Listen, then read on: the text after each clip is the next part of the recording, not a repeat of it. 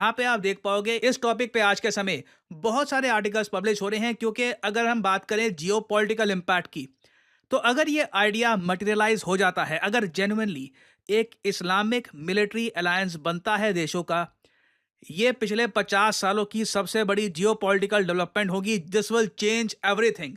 क्योंकि एर्दोआन ने ओपनली ये कहा है कि जो आज के समय इजराइल कर रहा है गाजा में ना, मुझे ये बोलना पड़ेगा, इजराइल की मिलिट्री ने देखिए जाने अनजाने जैसे भी आप कह लीजिए, जिस साइड में भी आप हैं, बहुत सारे सिविलियंस मार दिए हैं, बहुत सारे सिविलियंस मरे हैं, और जो इमेजेस सामने आई हैं गाजा से डरा देने वाली हैं।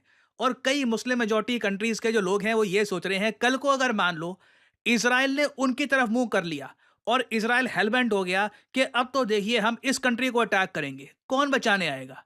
इसराइल के पीछे यूएसए है, यूरोप के बहुत सारे देश हैं। ऑल्दो अब स्थिति इतनी खराब हो चुकी है कि यूके, स्पेन, इटली जैसे कई कंट्रीज हैं वो कह रहे हैं कि अब जो इसराइल कर रहा है उसको हम सपोर्ट नहीं कर सकते और हम इसराइल को वेपन्स एक्सपोर्ट नहीं करेंगे। बट फिर भी जो मेजर वेस्टर्न कंट्रीज हैं वो आज भी ओपनली इसराइल को सपोर्ट कर रही हैं, और इसलिए एर्दोआन ने, आप कह लो, जो डर है ना इस्लामिक कंट्रीज में, मुस्लिम मेजॉरिटी नेशंस में, वो समझ लिया है और इन्होंने इसी के हिसाब से ये कहा है कि इजराइल रुकने वाला नहीं है। इजराइल जो अपना एक्सपेंशनिज्म है, विस्तारवाद है, ये सिर्फ गाजा तक नहीं रोकेगा। अगर पूछ रहे हैं कि क्या ऐसा एक ग्रुप, मान लो कि जो मिलिटरीली जो सबसे ताकतवर इस्लामिक कंट्रीज हैं उनका एक ग्रुप अगर बन जाता है, तो क्या वो काफी स्ट्रांग होगा? देखिए यहाँ पे कुछ कंट्रीज की जो पार्टिसिपेशन है वो मैटर करेगी बहुत ज्यादा।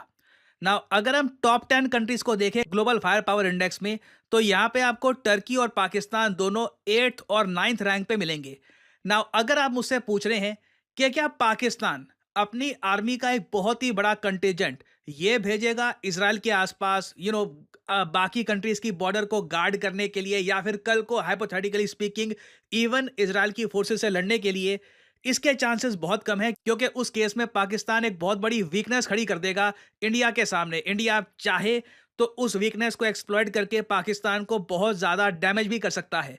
तो पाकिस्तान की पार्टिसिपेशन मुझे काफी कम लग रही है, अनलेस ऑफ कोर्स एक सिनेरियो हम ये मान के चलें कि जो रिच इस्लामिक कंट्रीज हैं वो पाकिस्तान को ये कहें कि आपकी आबादी बहुत ज़्यादा बढ़ रही है, तो आप एक एक्स्ट्रा मिलिट्री का कंटेजेंट आप एक और बनाइए, अपनी मिलिट्री को एक्सपैंड करिए, उसको हम फंड करेंगे क्योंकि आपके पास मैन पावर है, और वो मैन पावर लेके यहाँ पे आप आ सकते हैं इस रीजन में।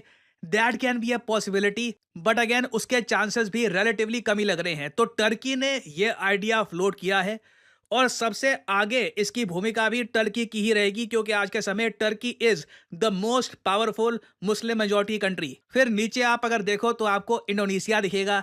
इंडोनेशिया यहाँ से साउथ ईस्ट एशिया से ऑल द वे यहाँ पर जाता हुआ मुझे नहीं दिख रहा, चांसेस काफ़ी कम है। ईरान की पार्टिसिपेशन बिल्कुल हो सकती है। इजिप्ट काफ़ी हद तक यूएस के इन्फ्लुएंस में है, एटलीस्ट इनकी जो करंट गवर्नमेंट है यूएस के इन्फ्लुएंस में है। अनलेस इजिप्ट में कोई तख्ता पलट नहीं होता, मुझे लगता नहीं है कि इजिप्ट इसराइल के अगेंस्ट कोई एक्शन लेने वाला है। फिर आप अगर नीचे स्क्रॉल करते जाओगे तो सऊदी अरेबिया आपको दिखेगा, और अल्जीरिया, ये सब कंट्रीज ज्यादा डैमेज इसराइल को नहीं पहुंचा सकती, at least for the time being. और सऊदी अरेबिया तो लिटरली आप कह लीजिए यूएसए पर ही डिपेंड करता है अपनी सेफ्टी के लिए। तो जो ये देखिए बात कर रहे हैं, अगेन मुस्लिम मेजॉरिटी कंट्रीज है बहुत सारी, 50-55 से ऊपर नंबर है।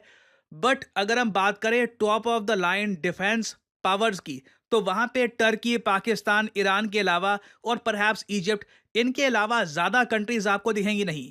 ना अगला सवाल आपका ये आएगा, चलो ये तो मैंने बात कर ली कि कौन कौन एलिजिबल है। अगर हम बात करें इन कंट्रीज के इकट्ठे आने की to form a military alliance, क्या वो भी पॉसिबल है? देखिए बिल्कुल पॉसिबल है। अगेन मैं कहूंगा, जो एर्दोआन ने कहा है इसको लाइटली बिल्कुल मत लेना। मैं क्लियरली देख सकता हूं कि ये रियलिटी में कन्वर्ट हो सकता है, क्योंकि इस्लामिक कंट्रीज में ऑनेस्टली अगर मैं आपको बताऊं, काफ़ी इश्यूज को लेकर यूनिटी काफ़ी अच्छी है। और अगर हम देखें आज से कई साल पहले 2015 में, तो एक Islamic military counter terrorism coalition, जो एक लिटरल मिलिट्री अलायंस है आतंकवाद के अगेंस्ट 42 मुस्लिम कंट्रीज की, ये बनी थी। पाकिस्तान इसका एक पार्टिसिपेटिंग कंट्री है। यहाँ पे आप देख पाओगे ये सभी कंट्रीज जो हैं इन्होंने अपनी मिलिट्री को जोड़कर ये फोर्स बनाई है आतंकवाद से लड़ने के लिए। हेडक्वार्टर्स है इसके सऊदी अरेबिया के शहर रियाद में। और इस मिलिट्री को आज के समय जो लीड कर रहे हैं, जो कमांडर हैं Islamic military counter terrorism coalition के, ये हैं पाकिस्तान के राहिल शरीफ। पाकिस्तान को ये पोस्ट देखो, जब भी ये बनेगी, ये जो अलायंस की बात कर रहे हैं, मिलिट्री बनती है, तो उसको लीड डेफिनेटली एक जनरल करेगा, या तो वो टर्की का होगा या पाकिस्तान का होगा, क्योंकि दोनों कंट्रीज के पास आप कह लीजिए मिलिट्री एक्सपीरियंस बहुत ज़्यादा है। और मैं आपको एक क्लियर रोड मैप बता सकता हूं कि कब ये जो इस्लामिक मिलिट्री या फिर इस्लामिक अलायंस की जो ये बात कर रहे हैं, ये कब बनेगी।